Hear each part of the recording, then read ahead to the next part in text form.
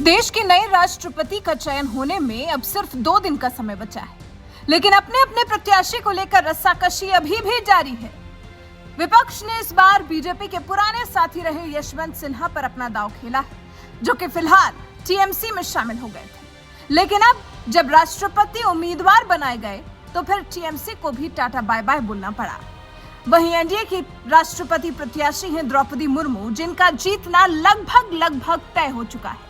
ऐसे में बीजेपी को मौका लगा है तो बीजेपी ने यशवंत सिन्हा को समर्थन देने वाले सपा अध्यक्ष अखिलेश यादव को थोड़ा आईना दिखाने का प्रयास किया।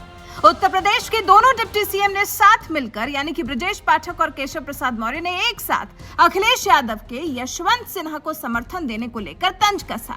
यूपी के इन दिग्गज नेताओं ने दरअसल यशवंत सिन्हा के एक पुराने बयान को लेकर अखिलेश को घेरा है, जिसमें यशवंत सिन्हा ने अखिलेश पर तो नहीं, लेकिन हाँ, उनके पिता मुलायम सिंह यादव को जरूर आईएसआई का एजेंट बताया है। इसी खबर की एक पेपर कटिंग को डिप्टी सीएम केशव प्रसाद मौर्य और ब्रजेश पाठक ने साझा किया। केशव प्रसाद मौर्य ने अपने ट्विटर हैंडल पर एक अंग्रेजी अखबार की पुरानी खबर, जिसका शीर्षक मुलायम इज एन आईएसआई एजेंट था, उसे साझा किया, जिसमें यशवंत सिन्हा ने अखिलेश यादव के पिता और सपा संरक्षक मुलायम सिंह यादव पर काफी गंभीर आरोप लगाए थे। मौर्य ने उसी खबर के हवाले से लिखा, सपा अध्यक्ष अखिलेश जी, जिन्हें आप राष्ट्रपति पद के लिए समर्थन दे रहे हैं, उनके इस बयान पर आप क्या कहेंगे? इसी ट्वीट के कुछ ही देर बाद प्रदेश के दूसरे डिप्टी सीएम ब्रजेश पाठक ने भी ट्विटर पर इसी खबर को साझा किया। लिखा, मुलायम सिंह जी को आईएसआई का एजेंट बताने वाले महानुभाव का राष्ट्रपति पद के लिए समर्थन कर अखिलेश ने एक बार फिर अपने और समाजवादी पार्टी के संस्कारों को प्रदेश के सामने एक उदाहरण के तौर पर प्रस्तुत किया। और जब यूपी के दोनों डिप्टी सीएम ने अखिलेश को साथ में घेरना चाहा तो फिर समाजवादी पार्टी के किसी नेता का बयान तो नहीं आया, लेकिन हाँ, समाजवादी पार्टी के हैंडल से ही जवाब आया। लिखा गया, यूपी प्रचार जीवी उप मुख्यमंत्री केशव प्रसाद मौर्य और ब्रजेश पाठक, आप ये बताइए कि आपकी पार्टी और आपकी पार्टी के नेताओं का देश के स्वतंत्रता आंदोलन में क्या योगदान रहा है? अब सपा भले ही लौटकर बीजेपी से सवाल जरूर कर ले, लेकिन इस बात को कोई झुठला तो नहीं सकता कि एक दौर था जब विपक्ष के ही राष्ट्रपति उम्मीदवार यशवंत सिन्हा ने मुलायम सिंह यादव को आईएसआई का एजेंट करार दिया था। यशवंत सिन्हा ने कहा था, मुलायम सिंह यादव उत्तर प्रदेश में आईएसआई की बढ़ती गतिविधियों में सीधे तौर पर शामिल हैं।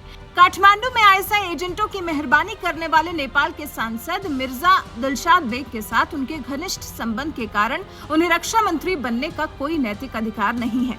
यशवंत सिन्हा ने ही मुलायम सिंह यादव के लिए कहा था, दिलशाद बेग जब भी लखनऊ आते थे तो वो मुलायम सिंह यादव के घर पर ही रुकते थे। आईएसआई गतिविधियों को बढ़ावा देने वाले मंत्री को प्रधानमंत्री को बर्खास्त कर देना चाहिए, लेकिन अगर प्रधानमंत्री ने आंखें बंद कर ली हैं तो मुझे कुछ कहने की जरूरत नहीं है। दरअसल इंटेलिजेंस ब्यूरो के एक पूर्व अधिकारी की किताब पर प्रतिक्रिया देते हुए आरोप लगाया गया था कि उत्तर प्रदेश के मुख्यमंत्री और कुछ विधायकों के पाकिस्तान की सीक्रेट सर्विस आईएसआई से संबंध है। उस वक्त मुलायम सिंह यादव ने हालांकि पूछा था कि क्या ये दावा नदवा मदरसे पर हुए एक असफल छापे की वजह से लगाया गया है। इसके बाद मुलायम सिंह यादव ने बीजेपी के लगाए आरोपों का जवाब भी दिया था। मुलायम सिंह यादव ने कहा था, आईबी ने 1995 में नदवा मदरसे पर छापा मारा था, लेकिन जब मैंने हस्तक्षेप किया और छापेमारी को रोक दिया, जिससे आईबी के अधिकारी उग्र हो गए, मैंने उनके खिलाफ प्राथमिकी भी दर्ज कराई थी। किताब को लेकर मुलायम सिंह यादव ने कहा था कि मानसिकता भाजपा वाली थी लेखक की, इसलिए ऐसी टिप्पणी की।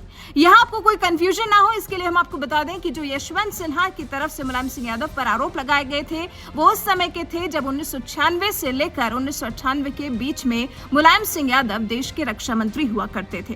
तभी उन पर यशवंत सिन्हा ने आईएसआई के एजेंट होने के आरोप लगाए थे। और अब जब यशवंत सिन्हा को विपक्ष ने ही राष्ट्रपति का उम्मीदवार बना दिया है, जिनको अखिलेश यादव का भी समर्थन हासिल है, तो फिर बीजेपी ने पेपर की कटिंग साझा कर अखिलेश यादव से मजे लेने की कोशिश की। वैसे आप यशवंत सिन्हा के मुलायम सिंह यादव को आईएसआई एजेंट कहने को लेकर क्या कुछ कहना चाहेंगे? कमेंट कर हमें अपनी राय जरूर बताएं।